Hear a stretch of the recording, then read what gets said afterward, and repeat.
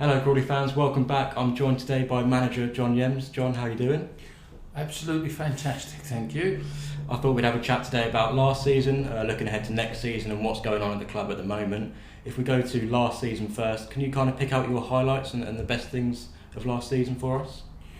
Yeah, as we came in, obviously it's never easy to come in and the situation wasn't the best, but the lads have been absolutely fantastic. They've responded.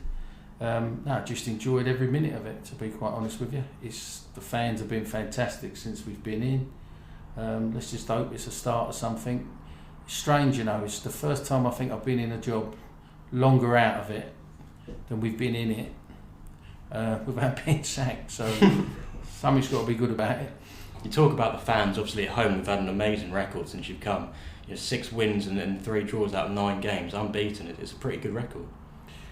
Yeah, well, it's strange you say that, because when you sort of like do these things, Crawley was always a difficult place to make teams come, and let's hope that continues next season, because if you can get your home form sorted out, and teams are a little bit fearful or a little bit apprehensive for coming here, well then you've achieved what you, and the fans obviously play a big part of that. It might not seem it, but they do, because both for us and against.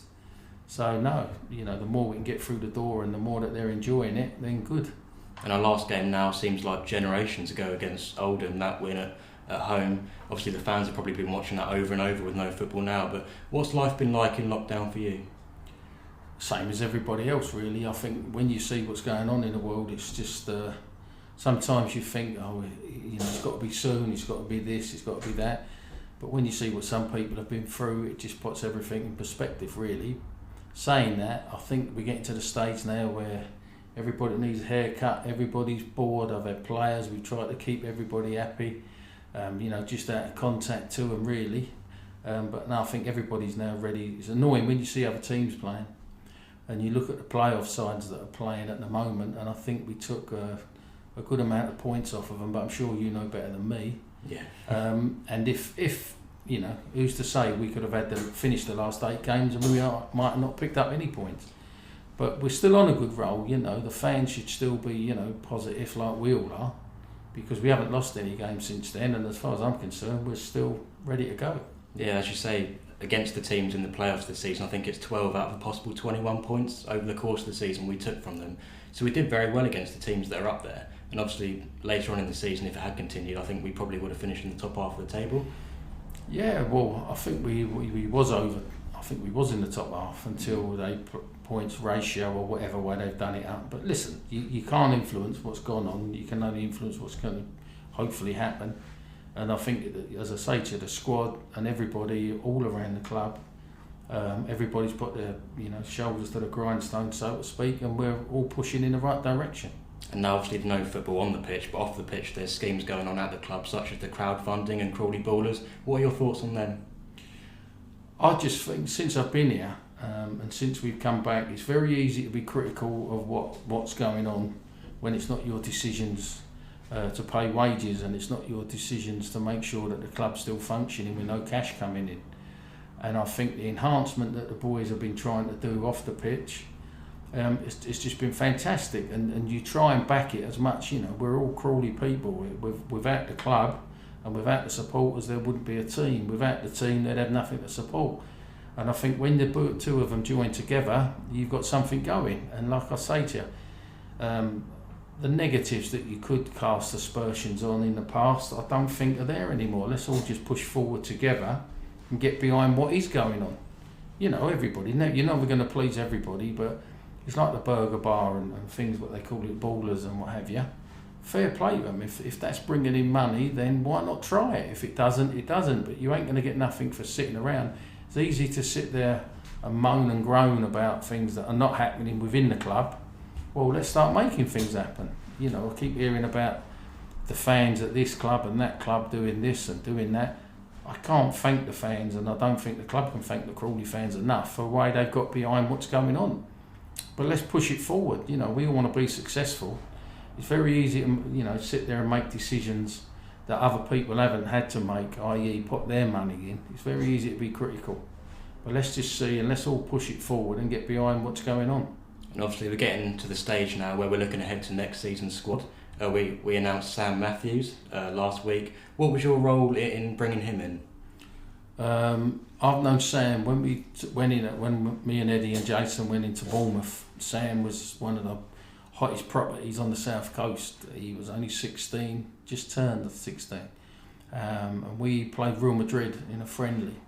The owner brought him over, and we was looking at Sam and you know, is he, isn't he? Shall we pick him? Shan't we pick him? And he come on and he got man of the match. And that was voted by, you know, without dropping names, but when you're playing against people like Ronaldo and Zidane sitting there and Ruel and all them, it was good, impressive for Sam. And we could have got money for him at one stage. Told him a Premier League club, because at the time we was in the first division. But the poor lad, he had a couple of bad injuries. But you don't lose the ability that he's got, and let's just hope that, you know, he's come here. I've known him, like I say, for years, and I think that he could be nothing but an asset to the football club. Can you talk about kind of the player he is and maybe the positions that he plays and what he can bring to the squad next year?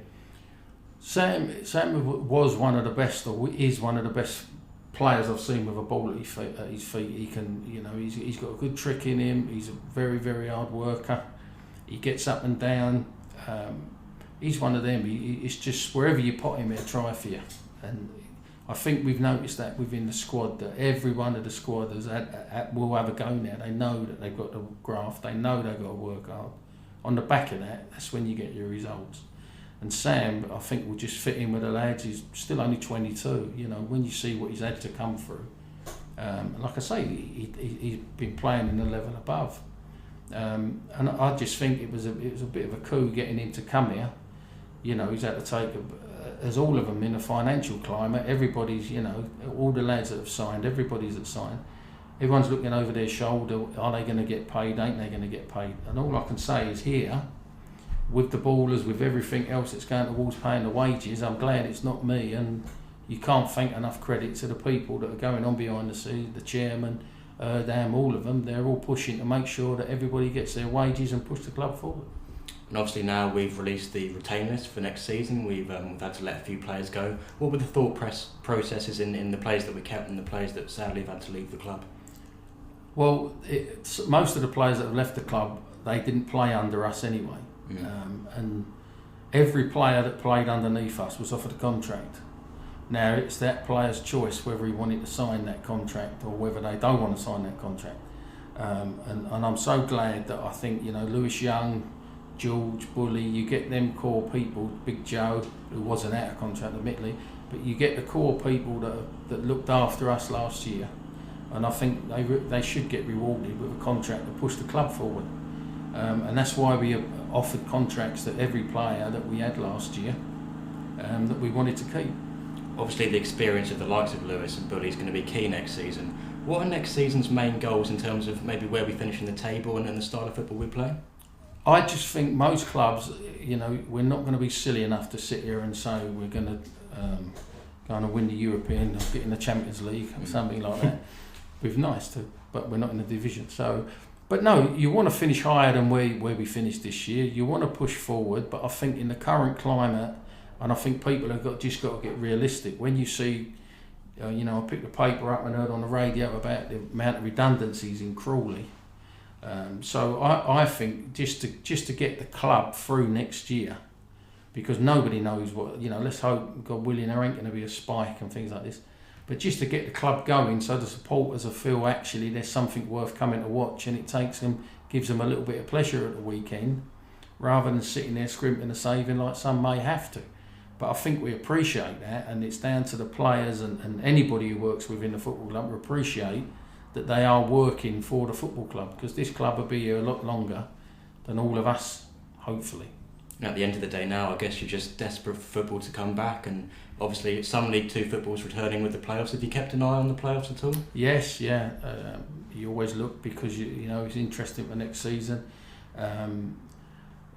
It frustrates me more than, I couldn't say you enjoy it, because you want to be there, you want to be playing, and when you have, I was lucky, like I say, with the success we had at Exeter when we got promoted there. The buzz that's going around the clubs and the players and that at the minute.